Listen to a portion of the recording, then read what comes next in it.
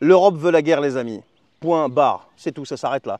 Tout ce qu'on disait il y a quelques semaines, là, même quelques mois, on est en train de le vérifier. Et on vient de le vérifier aujourd'hui avec la dernière digue qui vient de sauter. Il ne s'en cache même plus. Friedrich Merz, le nouveau chancelier allemand, vient d'annoncer un virage monumental.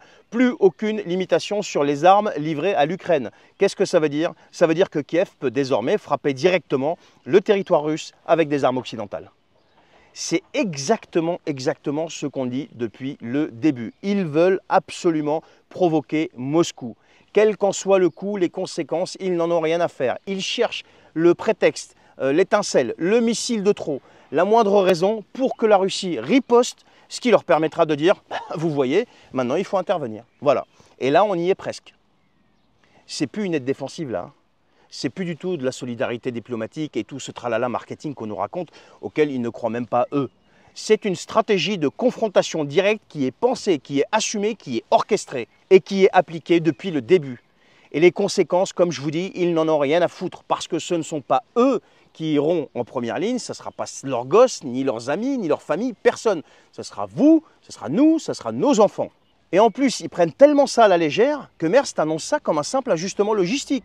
Comme s'il ne s'agissait pas, si tu veux, d'une grande bascule, d'une bascule historique majeure. Comme si permettre à l'Ukraine aujourd'hui de tirer sur la Russie avec des armes européennes, c'était pas potentiellement déclencher l'engrenage qui lui sera irréversible. Parce que quand ça va démarrer, ça ne s'arrêtera pas de sitôt. Et bien sûr, pendant ce temps-là, qu'est-ce qui se passe? Bah, tu as la France qui applaudit. Macron, et aussi l'Europe, Ursula et toute la clique euro-atlantiste, tu vois. Toute la clique euro-gaga qui pousse derrière. Ben oui, parce que cette guerre, les amis, comme je vous le dis depuis le début, ils en ont besoin. Elle couvre tous leurs échecs économiques, sociaux, migratoires, sanitaires et j'en passe. Cette guerre les unit. Elle leur donne un ennemi parfait, une diversion, une raison, encore une fois, d'imposer ce qu'on vous dit depuis le début, le contrôle. Et pendant ce temps-là, qu'est-ce qui se passe? On a un Trump qui appelle à la paix, on a le Vatican qui propose quand même une médiation, on a Zelensky qui accepte, la Chine qui observe et Poutine qui refuse peut-être, mais jusqu'à présent, mais qui pousse à l'escalade jour après jour? Qui fait des manœuvres actuellement à la frontière russe, en Finlande? Qui arme? Qui finance? Qui remplit l'Ukraine d'armes à longue portée? Mais qui? Et qui vient d'autoriser l'Ukraine de frapper le territoire russe avec des armes à longue portée occidentales? Eh bien c'est nous, c'est l'Europe, c'est l'OTAN, enfin, je dirais c'est eux quoi. Et tu sais pourquoi ils font ça? Parce qu'ils veulent que la Russie craque enfin. Poutine, il est patient depuis très longtemps. Il n'a jamais craqué. Et là, ils veulent qu'il craque. Et en plus de ça, il est excédé le mec. Son entourage, je pense qu'il est encore plus excédé que lui. Et lui, il tempère depuis le début. Et ils sont en train de le pousser pour qu'il craque enfin et qu'il frappe un pays de l'OTAN, qu'il y ait déclenchement de l'article 5. Et là, ça sera parti. Ils auront leur guerre totale, leur justification, leur raison, leur mobilisation générale. Et c'est là que toute la fameuse loi de programmation militaire ici en France prendra tout son sens. Est-ce que tu comprends maintenant que les complotistes avaient raison?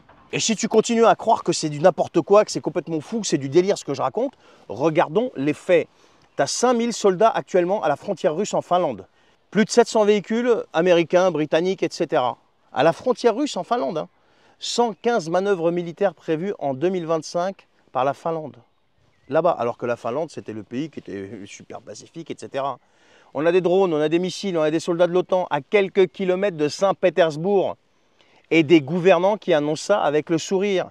Si ça, c'est pas une provocation, c'est quoi? Cette provocation n'a pas fonctionné. La Russie a montré les muscles, mais n'a pas été plus loin. Et là, qu'est-ce qu'il vient de faire, Merz? Il a vu que ça n'a pas fonctionné et t'a balancé cette histoire. Et pendant que tout ce petit monde-là joue avec le feu nucléaire, eh bien, les peuples crèvent, les agriculteurs coulent, les jeunes galèrent, les soignants désertent, les hôpitaux sont en lambeaux, etc., etc. Mais pour eux, l'urgence, c'est de provoquer l'ours russe. Ils veulent la guerre, ils préparent la guerre, et ils vont essayer de t'y entraîner. Ça, c'est la réalité. T'as beau ne pas me croire, t'as beau écouter tout ce que tu veux de la Macronie, là, mais en attendant, ça sera ni Macron, ni Jean-Noël Barrot, ni, comment il s'appelle, Gabriel Attal, ni Elisabeth Borne, ni Benjamin Haddad, et ni Madame Loiseau, et ni tous ces guignols qui iront au front. Ça sera toujours les mêmes, c'est-à-dire tout le monde, sauf eux. Voilà la réalité. Donc voilà, on verra la réponse de la Russie.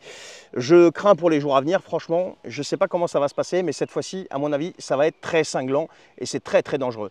Allez, partagez cette vidéo s'il vous plaît, signez la pétition qui est en description ou autour de cette vidéo, vous avez le lien, hein. Vous avez juste à cliquer dessus, pour obliger nos 577 députés à débattre de cette pétition qui concerne l'article 68 pour destituer le fossoyeur de cette République. Allez, je vous souhaite une bonne journée, merci à vous et à bientôt.